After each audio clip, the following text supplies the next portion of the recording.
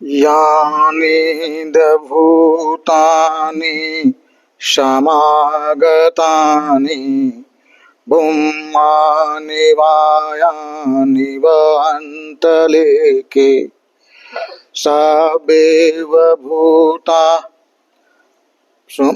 यानि भूतानि समागतानि बुम्मानि वायानि वन्तलेके तथागतं देव मनोसपूजितं बुद्धं नमामि सुभक्ति होतु। यानि भूतानि समागतानि बुम्मानि वायानि वन्तलेके तथागतं देव मनोसपूजितं धम्मं नमामि सुभक्ति होतु।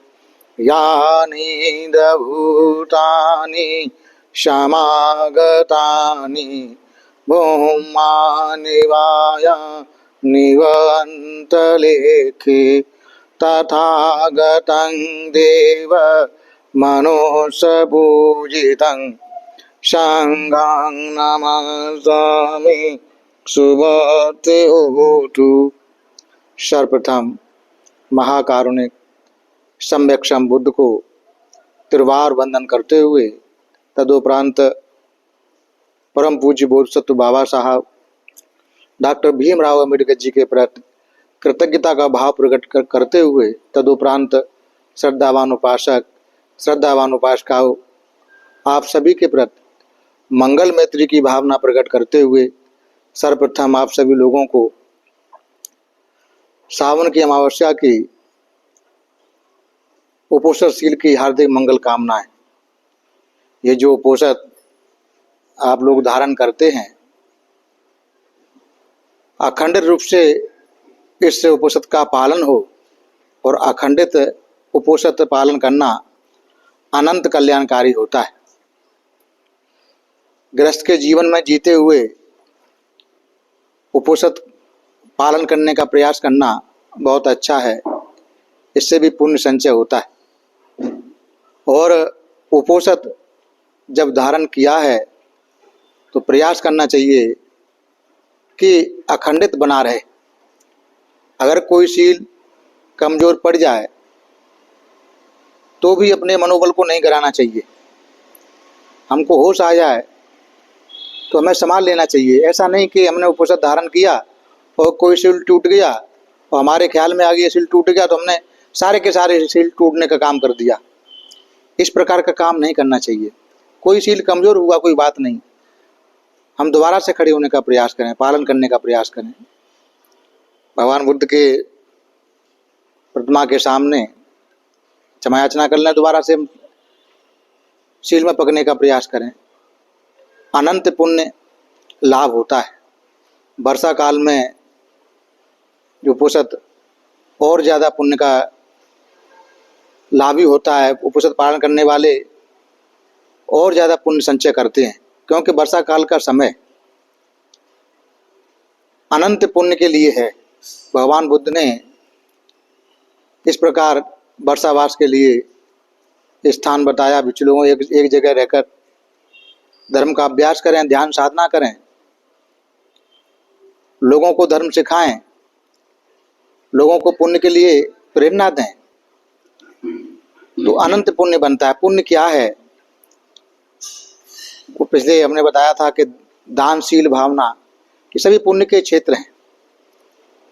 38 मंगल में ऐसा कहा जाता है, काले न धम्म श्रवणं एतं मंगल मुक्तमं। अगर हम श्रद्धा पूर्वक धर्म सुनने का काम करते हैं तो भी पुण्य अर्जित करते हैं। काले न धम्म साकच्छा एतं मंगल मुक्तमं। और अगर हम धर्म की चर्चा करते हैं तो भी पुण्य बनता है। श्रवणों के दर्शन करते हैं तो भी पुण्य बनता है। तो पुण्य के जो जो क्षेत्र हैं हर क्षेत्र में पुण्य लाभी होने का प्रयास करते रहना चाहिए। भगवान बुद्ध ऐसा बताते हैं कि उपनिषद के पालन करने वाले कभी भी नीचे की गति में नहीं जाते, हमेशा ऊपर की गति में जाते। उपनिषद के बारे में उन्होंने बताया है कि जो अष्टमी का उपनिषद होता है, अष्टमी के उपनिषद वाले दिन चातुर महाराज जो देवता होते हैं, उनके जो पार्षद लोग होते हैं, वो संसार का अवलोकन करते हैं, आते हैं संसार के अवलोकन करने के लिए। वह देखते हैं संसार में कि कौन उपनिषद का पालन करने वाला है, कौन पालन करने वाला नहीं है, कौन माता पिता की सेवा करने वाला है, कौन नहीं है, कौन धार्मिक जीवन जीने वाला है, कौन नहीं है।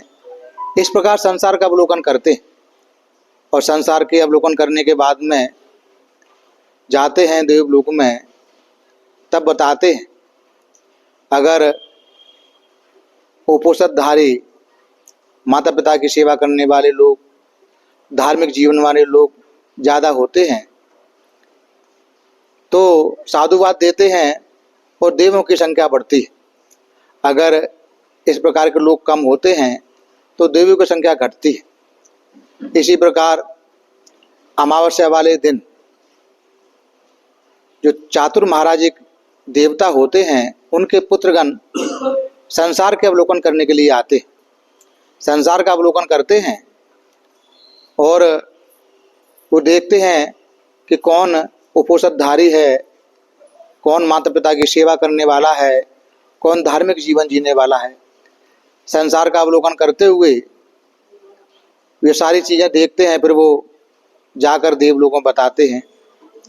अगर धार्मिक लोग, जीवन जीने वाले लोग ज़्यादा होते हैं, उपनिषद का पालन करने वाले लोग ज़्यादा होते हैं, माता पिता की सेवा करने वाले लोग ज़्यादा होते हैं, तो साधुवाद देते हैं, प्रसन्न होते हैं और प्रसन्न भाव से कहते हैं कि देवों की संख्या बढ़ेगी। इस प्रकार प्रसन्न भाव से अनुमोदन करते हैं। इसी प्रकार पूर्णिमा का दिन आता है तो पूर्णिमा के दिन चातुर महाराजिक देवता स्वयं संसार के अवलोकन करने के लिए आते, संसार का अवलोकन करते हैं और देखते हैं कि कौन माता पिता की सेवा करने वाले लोग हैं, कौन उपनिषदधारी हैं, कौन धार्मिक जीवन जीने वाले लोग हैं। अगर उनको मिलता है कि उपनिषदधारी माता पिता की सेवा करने वाले धार्मिक जीवन वाले लोग ज़्यादा हैं तो प्रसन्न होते हैं। अगर कम होते हैं तो अप्रसन्न होते हैं। अप्रसन्न होते हैं तो विचार करते हैं कि देवों की संख्या घटेगी, असुरों की संख्या बढ़ेगी, और उपनिषदधारी ज़्यादा होते हैं तो प्रसन्न होते हैं। तो इसलिए भगवान बुद्ध ने जो महीने में 4 उपनिषद हैं, कृष्ण पक्ष की, शुक्ल पक्ष की 2 अष्टमी, 1 अमावस्या और 1 पूर्णिमा, ये 4 उपनिषद के दिन बताए। उसके पीछे यही कारण है कि जो चातुर महाराजिक देवता हैं, चारों दिशाओं के देवता, चातुर महाराजिक देवता मतलब चारों दिशाओं के देवता के पार्षदगण, पुत्रगण और स्वयं संसार का अवलोकन करते हैं। तो ऐसे समय में हमको ज़्यादा से ज़्यादा पुण्य संचय करने का काम करना चाहिए। पुण्य संचय करने के बहुत सारे माध्यम हैं। दान देना, शील का पालन करना, धम्म का अभ्यास करना, ध्यान करना, धम्म श्रवण करना, धम्म की चर्चा करना, दूसरे लोगों को जो धार्मिक नहीं हैं उन्हें धर्म की प्रेरणा देना, ये सभी पुण्य के क्षेत्र हैं। तो ऐसे दिनों में हमें ज़्यादा से ज़्यादा अपना समय पुण्य अर्जित करने के लिए लगाना चाहिए, जिससे चाहे पार्षद गण आए, चाहे पुत्रगण आए, चाहे स्वयं चातुर महाराजिक देवता आए, तो वो देखें तो उनको प्रसन्नता जागे, अनुमोदन करें और पुण्य बनता है कि किसी ने कोई दान धर्म किया, जिसने किया उसका तो पुण्य बना ही, हमने उसका अनुमोदन कर दिया, बहुत अच्छा, साधु साधु आपने बहुत अच्छा किया, इतना हमने अगर उसका अनुमोदन कर दिया तो हमारा भी पुण्य बन गया। तो इस प्रकार हमें अपना समय पुण्य अर्जित करने में लगाना चाहिए। भगवान बुद्ध कहते हैं उपोषद 3 प्रकार के होते हैं। यह बात विशाखा को बताई थी 3 प्रकार के उपोषद के बारे में। तो एक होता है गोपाल उपोषद। गोपाल उपोषद क्या होता है कि कोई उपोषदधारी होता है, उपोषद का व्रत लेता है और चिंतन करता है। जैसे कोई गोपालक होता है, ग्वाला होता है, दूसरों की गायों को चराने वाला होता है, वो गायों को ले जाता है चराने के लिए और चराता है मैदान में, खेत में, और देखता है कि आज हमारी गायों ने यहाँ घास चरी, यहाँ पर पानी पिया, यहाँ पर गईं, कल हमारी गायें यहाँ पर घास चरेंगी, वहाँ पानी पिएंगी, वहाँ जाएंगे। इस प्रकार का जो ग्वाला होता है चिंतन करता रहता है, गिनती करता है, और सब यही मतलब सारा समय उन गायों को देखने में, उनके चरने में, पानी पिलाने में, इसी में लगा देता है। इसी प्रकार कोई उपोषदधारी ऐसा विचार करता है उपोषद का शील लेते हुए कि आज हमने ये वस्तु खाई है, इस प्रकार का खाना खाया है, ये खाने योग्य है, ये हमने खाना खाया है, कल हम ये खाएंगे। इस प्रकार लोभ युक्त चित्त से उपोषद का व्रत करता है कि पूरा जो समय धर्म पालन में लगाना चाहिए था, जो समय शील पालन में लगाना चाहिए था, जो समय ध्यान भावना में लगाना चाहिए था, जो समय धर्म चर्चा में, धर्म अभ्यास में लगाना चाहिए था, वो सारा का सारा समय लोभ युक्त चित्त से खाने में लगा देता है कि आज हमने ये वस्तु खाई, वो वस्तु खाई, ऐसा स्वाद था, वैसा स्वाद था, कल हम ऐसा खाएंगे, कल हम वैसा खाएंगे। इस प्रकार समय गुजारता है।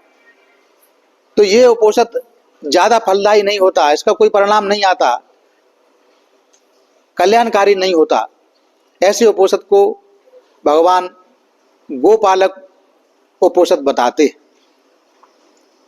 जो कि कल्याणकारी नहीं है। दूसरा उपोषद भगवान बताते हैं निर्गंत उपोषद। निर्गंत उपोषद किस प्रकार का होता है कि जो निर्गंत उपोषद रखते हैं, उनके गुरु उन्हें आचार्य बताते हैं कि उपोषद लेते हुए निर्वस्त्र हो जाओ, एक जगह जमा आ जाओ, निर्वस्त्र हो जाओ, और ऐसा विचार करो ना मैं किसी का हूं, ना कोई मेरा है, और मैं 100 योजन के प्राणी को लिए, सभी प्रकार के प्राणी के लिए मंगल मैत्री करता हूँ, वो सभी लोग सुखी रहें, कल्याणकारी हों, कल्याण हो। चारों दिशाओं के 100 योजन तक के प्राणी सुखी हों, कल्याण हो, सबका कल्याण हो। इस प्रकार उपोषद करता है।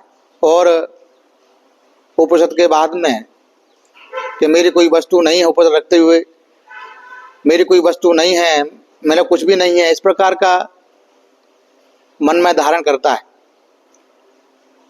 और अगले दिन बगैर बताए, बगैर पूछे सारी वस्तुओं को ग्रहण करता है। वस्त्र पहनता है, वो जानता है, समझता है कि ये मेरे माता है, ये मेरे पिता है, ये मेरा भाई है, मेरी बहन है। माता पिता भी जानते हैं कि ये मेरा पुत्र है, बहन भी जानती है कि मेरा भाई है, भाई भी जानते हैं मेरा भाई है, सभी नाते रिश्ते जानते हैं एक दूसरे को, एक दूसरे के हैं। तो झूठा मन में धारण करता है कि ना मैं किसी का हूँ, ना कोई मेरा है, ना कोई मेरी माता है, ना कोई मेरे पिता है, ना भाई है, ना बहन है। इस प्रकार की झूठी धारणा अपने मन में बिठाता है। और निर्वस्त्र होकर नग्नता का परिचय देता है, अशुभता का परिचय देता है, लज्जाहीनता का परिचय देता है, और केवल 100 योजन के प्राणी के लिए कामना करता है कि 100 योजन के प्राणी सुखी रहें चारों दिशाओं के। बाकी का क्या, संसार बहुत बड़ा है, सभी के लिए मंगल की कामना नहीं करता, और अगले दिन बगैर किसी के पूछे, बगैर किसी के बताए अपने द्वारा ग्रहण कर लेता है, चोरी करने का काम करता है। तो ऐसा जो उपोषित होता है वो निर्गंत उपोषित कहलाता है। ये ज्यादा कल्याणकारी नहीं होता, दूर तक ले जाने वाला नहीं होता, इसका पुण्य संचय नहीं होता। विशाखा को बताते हैं भगवान। तीसरा उपोषित जो है जो आहार उपोषित होता है, आहार उपोषित अनंत कल्याणकारी होता है, अनंत पुण्य बनाने वाला होता है, और ऊंची की गति ले जाने वाला होता है। आहार उपोषित कैसा होता है? आहार उपोषित भगवान बताते कि विशाखे, उपोषितधारी ऐसा विचार करता है कि जैसे अरहत लोग जीवन भर प्राणी हिंसा से व्रत रहते हैं, उसी प्रकार हम अरहंत पद के अनुगामी होकर कम से कम एक आज उपोषित के दिन प्राणी हिंसा से व्रत रहेंगे और उसका पालन करेंगे। इस प्रकार हम अरहत लोगों के पथ के चलने के अनुगामी बनेंगे। इस सत्कर्म से हमारा शील अखंडित हो, ऐसी धारण करता है। इसी प्रकार दूसरा शील कि अरहत लोग जीवन भर अदन्ना दाना नहीं करते, कोई भी वस्तु बगैर दिए नहीं लेते, तो कम से कम आज के दिन हम अरहत लोगों के अनुसार जीवन जीते हुए उनके पथ के चलने के अनुगामी बनेंगे। इस पुण्य भाव से हमारा शील अखंडित हो, ऐसा धारण करता है, कामना करता है। इसी प्रकार उपोषितधारी ऐसा धारण करता है कि अरहत लोग जीवन भर ब्रह्मचर्य का पालन करते हैं, अच्छी तरह से ब्रह्मचर्य का पालन करते हैं, तो कम से कम आज के दिन हम अरहत लोगों के रास्ते पर चलकर उनके पथ के अनुगामी बनेंगे। इस पुण्य भाव से हमारा शील अखंडित हो, अच्छे से पालन हो। इसी प्रकार धारण करता है कि अरहत लोग जीवन भर वाणी का संयम करते हैं, कम से कम आज उपोषित के दिन हम पूरी तरीके से वाणी का संयम करेंगे और अरहत के मार्ग पे चलने के अनुगामी बनेंगे। इस पुण्य भाव से हमारा शील अखंडित हो।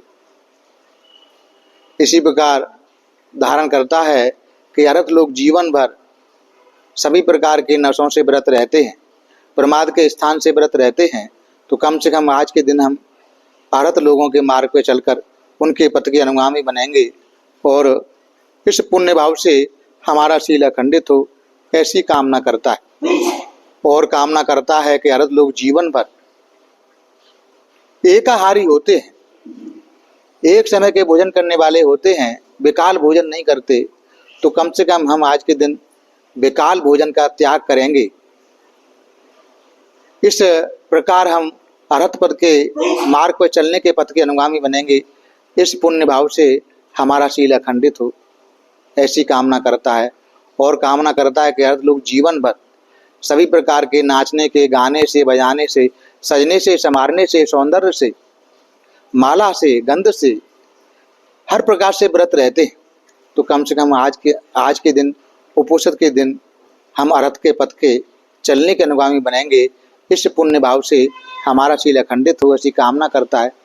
और कामना करता है कि जैसे अरहत लोग जीवन भर साधारण आसन को ग्रहण करते हैं, ऊंचे आसन का, महाआसन का त्याग करते हैं, तो कम से कम आज के दिन हम उपोषित वाले दिन हम अरहत के मार्ग के चलने के अनुगामी बनेंगे। इस पुण्य भाव से हमारा शील अखंडित हो, ऐसी कामना करता है। बुद्ध के गुणों को याद करते हुए, धम्म के गुणों को याद करते हुए, संघ के गुणों को याद करते हुए शील धारण करता है। शील ले लिए अगर हमने बुद्ध के गुणों को याद नहीं किया, धम्म के गुणों को याद नहीं किया, संघ के गुणों को याद नहीं किया, तो भी शील हमारे पूरे नहीं होंगे। बुद्ध के गुणों को क्योंकि विस्तार बहुत लंबा हो जाएगा, इस वजह से संक्षेप में बताने का प्रयास किया कि अरहत लोग जिस प्रकार जीवन जीते हैं जीवन भर, उसी प्रकार एक उपोषणधारी को कम से कम उपोषण वाले दिन जैसे अरहत लोग जीते हैं, ठीक प्रकार से शील का पालन करते हैं, मन वाणी शरीर से पालन करते हैं, उसी प्रकार एक उपोषणधारी को ठीक प्रकार से उपोषण का पालन करना चाहिए। हर क्षण होश रखना चाहिए कि कोई शील हमारा खंडित न हो जाए। इस प्रकार अगर हम शील का पालन करेंगे तो अनंत पुण्य बनेगा, और वो जो पुण्य अनंत पुण्य बनेगा जो आपके वर्तमान जीवन में सहायक होगा, भविष्य के जीवन में सहायक होगा, आपके परिवार के में वह पुण्य सहायता प्रदान करेगा, समाज में सहायता प्रदान करेगा, और जो पुण्य आपको ऊंची जीवन में ऊंची गति में ले जाने वाला होगा। ये इस प्रकार उपोषण का पालन करेंगे तो अनंत कल्याण होगा। बाबा साहब ने भी बौद्ध और उनका धम्म में उपोषण पालन का जिक्र किया है, लिखा है, उपोषण धारण करना चाहिए। तो आप सभी लोग बाबा साहब की प्रेरणा से यह रास्ता धर्म का मार्ग हमको मिला है, भगवान बुद्ध का जो धर्म हमको मिला है, बाबा साहब का जो सपना था बुद्ध में भारत बनाने के लिए, उस रास्ते पर हम लोग कदम कदम चलने का प्रयास कर रहे हैं। ये जो कदम सार्थक तरीके से हमारा चले और सार्थक तरीके से चलकर हमारा जो मार्ग धर्म के मार्ग पर आगे बढ़ते जाएं, उन्नति करते जाएं, और सभी उन्नति करते हुए अपना भला करें, अपने परिवार का भला करें, अपने समाज का भला करें, ऐसी कामना करते हैं। सबका भला हो, सबका मंगल हो, सबके कल्याण हो, और अपनी वाणी को विराम देते हैं। भवतु शब मंगलं, भवतु शब मंगलं, भवतु शब मंगलं।